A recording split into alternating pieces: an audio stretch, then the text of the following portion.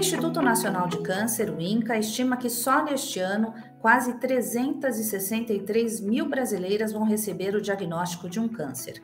Aqui no Brasil, mais da metade dos casos da doença ocorrem em mulheres. Entre os tumores mais incidentes neste público estão câncer de mama, intestino, colo de útero, pulmão, glândula tireoide, estômago e ovário, sem falar do tumor de pele não melanoma. Por isso, precisamos falar de saúde da mulher em todos os seus aspectos. Saúde integral, que engloba o cuidado com o bem-estar físico, mental e social. Neste mês de março, em que lembramos o Dia Internacional da Mulher, também fazemos um alerta sobre o tumor bastante evitável, o câncer de colo de útero. Mas esta também é uma oportunidade para falar dos tumores femininos e fazer um alerta de prevenção. Para esta conversa, recebemos o Dr. Fernando Maluf, oncologista e um dos fundadores do Instituto Vencer o Câncer, e a advogada Júlia Vasques Tourinho, paciente de câncer de ovário. Dr. Maluf, a gente costuma dizer que a mulher se cuida mais, que ela é responsável muitas vezes pelo cuidado de toda a família, mas os dados sobre o câncer aqui no Brasil mostram uma realidade preocupante, e também não só aqui no país, mas no mundo todo.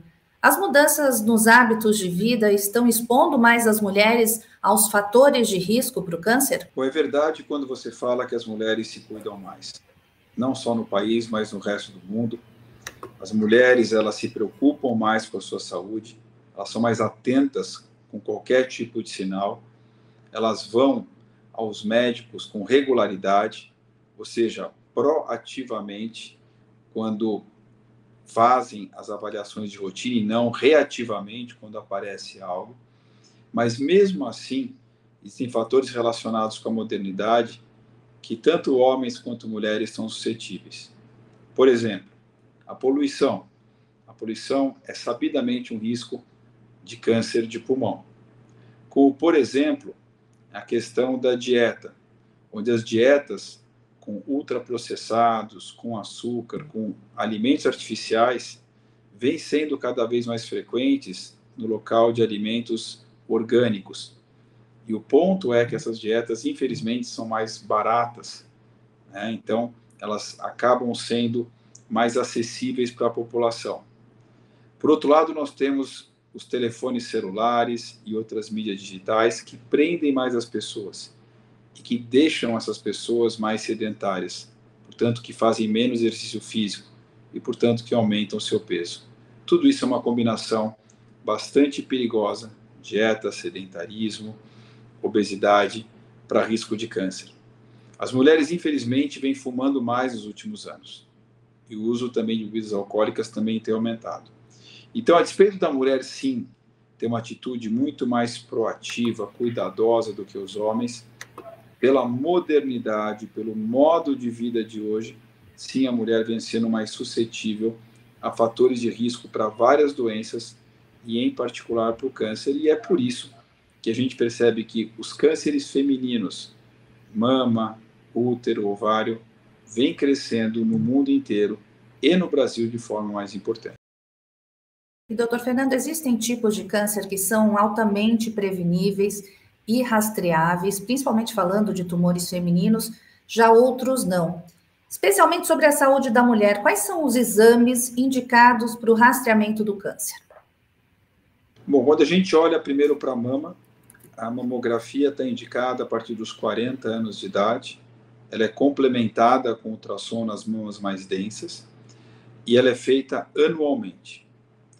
Para a área do câncer do colo de útero, o exame ginecológico e o Papa Nicolau, mas sem esquecer da importância máxima da vacina, que idealmente deve ser feito em meninas e meninos dos 9 aos 14 anos, antes do início da vida sexual, porque nesse espaço a vacina é bem mais eficaz.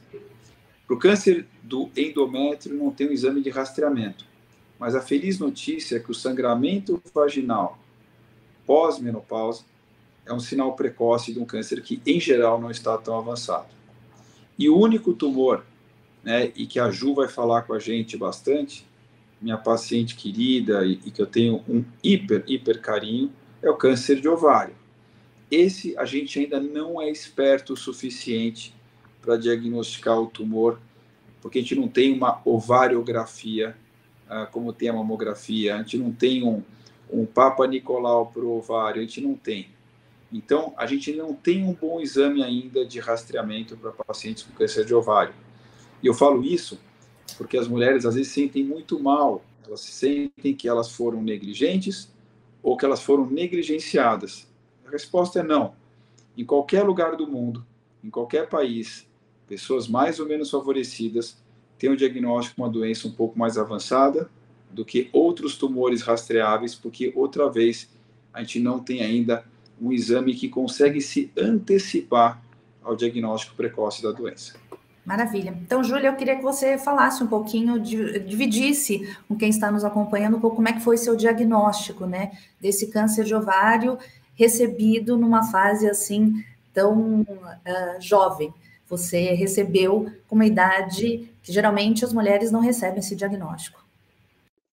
Pois é, Fernanda, tudo bom? Fernanda, tudo bom? Doutor Maluf, eu tenho 33 anos agora, mas eu recebi o diagnóstico com 32, numa fase em que eu estava tentando engravidar, construir minha família, então realmente o diagnóstico de câncer de ovário veio como uma surpresa para mim, para minha família, para os meus amigos. Eu não tenho um histórico relevante de câncer na família, então câncer é algo sobre o qual, enfim, nunca havia me preocupado até então, não achei que era algo com o qual eu deveria me preocupar, ainda mais nessa idade.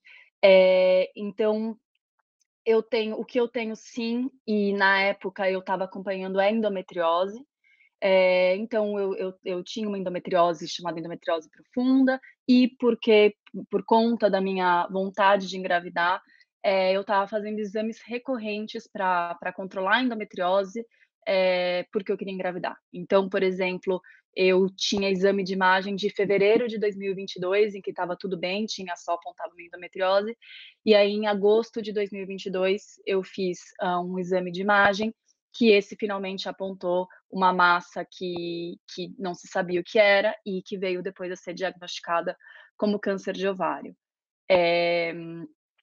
Como eu disse, foi uma total surpresa, daí a gente começou a correr para os médicos, que médico daria disso, começar a entender qual é o amplo leque de médicos que tem que ser envolvidos numa situação dessa, porque a gente fica totalmente perdido, ter que escolher o médico e tudo assim, numa urgência muito grande, porque, né, enfim, o câncer não espera, então enquanto você está decidindo tudo isso, tentando se entender no meio de tudo isso que aconteceu e revirou sua vida, você está tentando definir aí quem vão ser os seus médicos, com os seus médicos, como vai ser o seu tratamento, e definir aí os seus próximos meses, né? Como vão ser os próximos meses da sua jornada, da sua vida. Então, enfim, eu acho que eu como o doutor Maluf falou, eu fazia os meus exames, eu estava acompanhando, e o câncer de ovário acho que é um câncer dito aí silencioso, sabe. Então, a gente fica pensando: "Ai, se tivesse feito mais exames, se tivesse", bom, eu tinha feito um exame 5 meses antes e não tinha apontado. Então é muito frustrante, de certa forma. E por isso que é importante também a gente ter novidades no tratamento para dar também outra perspectiva para esses pacientes. Doutor Malu, falando em tratamentos específicos para tumores femininos, temos novidades promissoras? Não tem dúvida. Se a gente for começar por câncer de ovário, que foi o último que a gente falou, houveram melhoras nas táticas cirúrgicas. Hoje, a chance de um paciente ter uma cirurgia completa é muito maior do que há 5, 10 anos atrás, em centros especializados, isso é importante, essa é uma doença que tem que ser tratada por um super especialista da área cirúrgica. Houve uma melhora nas drogas, e aí eu saliento que, além da químio, um avanço importante foi o entendimento de subtipos de câncer de ovário que tinham alterações específicas, alterações essas que envolviam uma dificuldade do tumor de se restaurar depois do ataque da cirurgia contra ele, da quimioterapia contra ele. E essas drogas são chamadas inibidores da PARP. O que eles fazem, esses remédios, é inibir que uma enzima que repara o tumor, atue reparando o tumor contra um ataque sofrido contra ele. E 50% das pacientes com câncer de ovário têm alguma alteração dessas enzimas, ou seja, que essas drogas funcionam de um modo muito melhor. Dessas 50%, mais ou menos 20% têm alterações genéticas que nasceram, ou que foram trazidas de pai ou de mãe, e 30% alterações do próprio tumor. Nesse sentido, essas drogas, para esse grupo de mulheres, 50%, pode transformar uma chance de controle da doença, que no passado era de 10, 15, 20%, até para 70%. Ou seja, um salto absolutamente fantástico. Para aquelas outras 50% que não têm uma deficiência em reparar, o tumor não tem uma deficiência em reparar o seu DNA, aí o benefício é pequeno. E aí tem outras drogas, como os bloqueadores dos vasos sanguíneos, que entram também, junto com os outros tratamentos quimioterápicos, para ajudar essas mulheres. E tem outras várias drogas sendo estudadas, tem drogas que inibem receptores específicos, e essa é uma área de grande avanço. Na área do câncer do colo de útero, que outra vez é um tumor que provavelmente seria erradicado da humanidade. Eu vou repetir, erradicado da humanidade, se todas as crianças fossem vacinadas, porque virtualmente quase todos os tumores de colo de útero têm uma relação com HPV, mas para aquelas pessoas que não se vacinaram e tiveram câncer de colo de útero, houve também um desenvolvimento importante nas taxas de cura através da melhoria dos tratamentos, e na doença avançada, que é o que a gente espera não encontrar, houve a introdução da imunoterapia, fortificando o sistema imune no ataque ao tumor e melhorando o prognóstico de várias pacientes com a doença muito avançada. Essa mesma imunoterapia também hoje serve para uma parcela das pacientes com câncer de endométrio, que também teve um avanço importante nos seus tratamentos cirúrgicos e radioterápicos e também na doença avançada.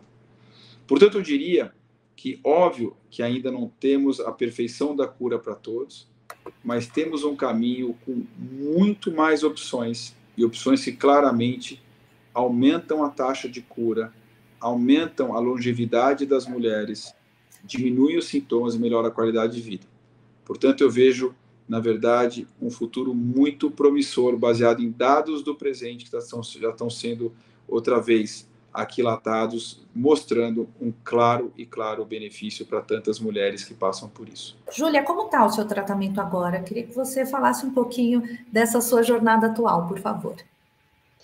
Bom, Fernanda, eu estou agora em fase de quimioterapia, mas o meu tratamento consistiu em 2 cirurgias, agora a fase de quimioterapia, e depois eu vou tomar alguns remédios, que bloqueiam os vasos sanguíneos, do tumor.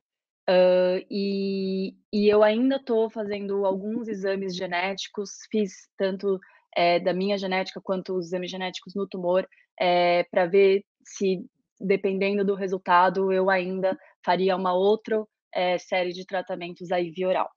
Então, eu queria falar um pouquinho sobre as primeiras 2 cirurgias que, me marcaram bastante. Na primeira cirurgia, eu tirei o tumor, que era um tumor, bem grande, já tinha uns 11 centímetros, na época da primeira cirurgia. Ele já tinha se espalhado, então, tirou os outros tumores que estavam nas outras regiões do corpo, enfim. E eu tirei só o tumor nessa primeira cirurgia. Na segunda cirurgia, eu tive que fazer uma histerectomia total. O que é a histerectomia total? Eu tirei, no final das 2 cirurgias, os 2 ovários e o útero. Ou seja, me deixando, assim, infértil, né, em um momento justamente que o que eu queria, era engravidar. Então eu passei de meses tentando engravidar para, de repente, olha, engravidar não está mais, no seu leque de possibilidades. Essa foi uma das coisas que vieram com câncer que foram muito duras, para mim, para serem trabalhadas, para serem, digeridas. E o que eu queria dizer é que o que eu acho muito importante, uma lição que ficou para mim, é que a gente fala muito sobre planejamento familiar, e a gente fala muito sobre o planejamento familiar na parte do contraceptivo, na parte de tentar não se engravidar, né, e a gente fica muito preocupada com isso.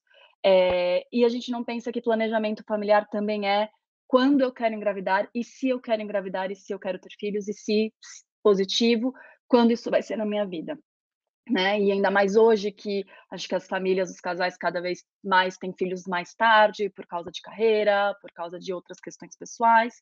E eu acho que discutir o planejamento familiar também, no âmbito do queremos engravidar e quan quero ter filhos e quando, é muito importante. É uma coisa que, por exemplo, não estava em pauta nas conversas com as minhas amigas e hoje em dia eu trago. Então, pensar em num potencial congelamento de óvulos, por exemplo, se você quer ter filho depois dos 35 anos, para te dar possibilidades caso quando você tente engravidar não seja possível ou seja mesmo difícil, às vezes, às vezes não, né, tem vários leques aí de dificuldades que as pessoas enfrentam querendo engravidar, e a gente não está preparada. Eu me encontrei, por exemplo, totalmente despreparada frente a esse assunto, eu não tinha óvulos congelados, não me deram a opção de fazer uma sessão de congelamento, eu fiz, consegui só um óvulo, então essa porta terminou, se fechando um pouco mais para mim.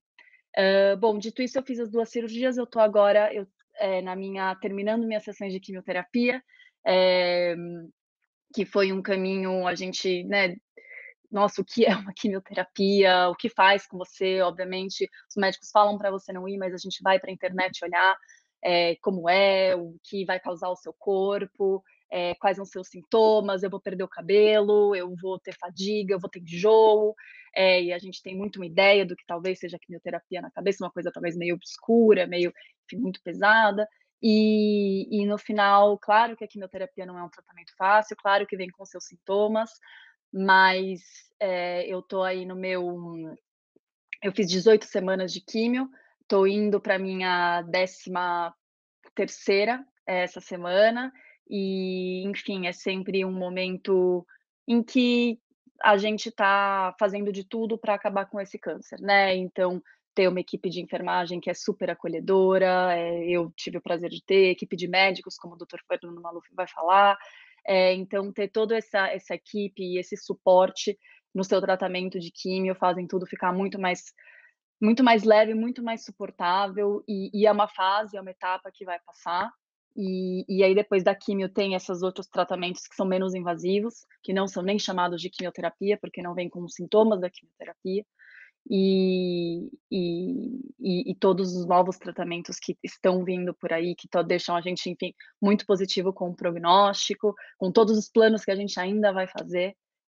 Então, enfim, eu me encontro numa fase do tratamento terminando, já vendo a luz de chegada, muito feliz com todos os resultados que a gente teve até agora. E já planejando, já fazendo planos, o que é muito importante. Agora, Júlia, você falou desse suporte da equipe médica, da equipe de saúde, mas a gente sabe também que todo paciente oncológico precisa de uma rede de apoio também para lidar com outras questões, como essa que você citou, falar do planejamento familiar, da vontade de ser mãe, de repente encontrar algumas dificuldades para isso a partir do tratamento. Como você lidou com isso? Você tem uma rede de apoio? Você procurou construir essa rede? Acho que, Fernanda, é o que você falou, a rede de apoio bom, acho que uma das coisas mais importantes que você precisa procurar, sendo rede de apoio, tanto os seus médicos, quanto, os seus familiares, os seus amigos, quanto, como eu disse, a equipe de enfermagem, a equipe administrativa, a equipe todo mundo com quem você vai entrar em contato. Acho que nesse período aí de tratamento, nesse período que você está mais vulnerável, que você está mais cansada, né, nesses dias em que você não está tão bem, tem dias melhores, tem dias piores, então obviamente encontrar esse apoio e esse suporte nessas pessoas é fundamental. Eu tenho uma equipe multidisciplinar de médicos, porque você tem que ter o oncologista cirúrgico, o ginecologista, enfim, o gastro, se tiver pegado intestino e por aí vai. Então você se vê frente a toda essa equipe de médicos que você tem que escolher e que vão ser as pessoas que vão te acompanhar nesse processo. É muito importante que sejam pessoas que você crie uma relação, que você crie uma empatia, porque, como eu falei, são momentos de vulnerabilidade, são momentos em que nós não necessariamente escutamos o que a gente quer escutar, então são momentos difíceis, então ter esse apoio do outro lado, no seu interlocutor, é muito importante. Eu também tive um apoio psicológico, então eu tenho minha psicóloga, que toda semana, eh, eu falo com ela indispensavelmente, então eu acho que é muito importante se cercar de todo tipo de apoio que você acha que você precise. E acho que nunca existe algo como apoio demais, ou suporte demais, ou estou falando com pessoas demais. Acho que quanto mais pessoas a gente falar, mais a gente se vê, acolhido e sustentado nesse processo pelo qual a gente passa. Com certeza. Agora a gente citou o autocuidado, citou também os fatores de risco, os sinais da doença. E eu queria saber hoje como é que você se cuida, Júlia.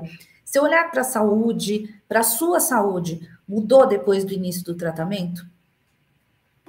Olha, Fernanda, acho que mudou, sim. Eu não conhecia quais, como eu falei, câncer não era algo que estava no meu, enfim, que eu estava olhando para ele, não era algo que eu achei que eu poderia ter, então eu não desconhecia quais são os possíveis triggers aí de um câncer, feminino, de um câncer de ovário, e sempre achei que, câncer é genético, se você não tem na família, você não tem predisposição a ter, né, então eu olhava só para isso. E fiquei impressionada quando fui diagnosticada e comecei a conversar mais sobre isso, a entender mais como na verdade a questão genética ela é inferior às questões ambientais, né, é algo que me surpreendeu e com certeza me fez prestar muito mais atenção às questões ambientais, a questão de exercício, a questão da alimentação. Eh, Comecei a pesquisar o que seria bom também, não só para a câncer, prevenir a recidiva do meu câncer, mas também, atividades que me dessem suporte durante o meu tratamento de câncer, porque a gente não tem só o depois do câncer, a gente tem o durante o tratamento.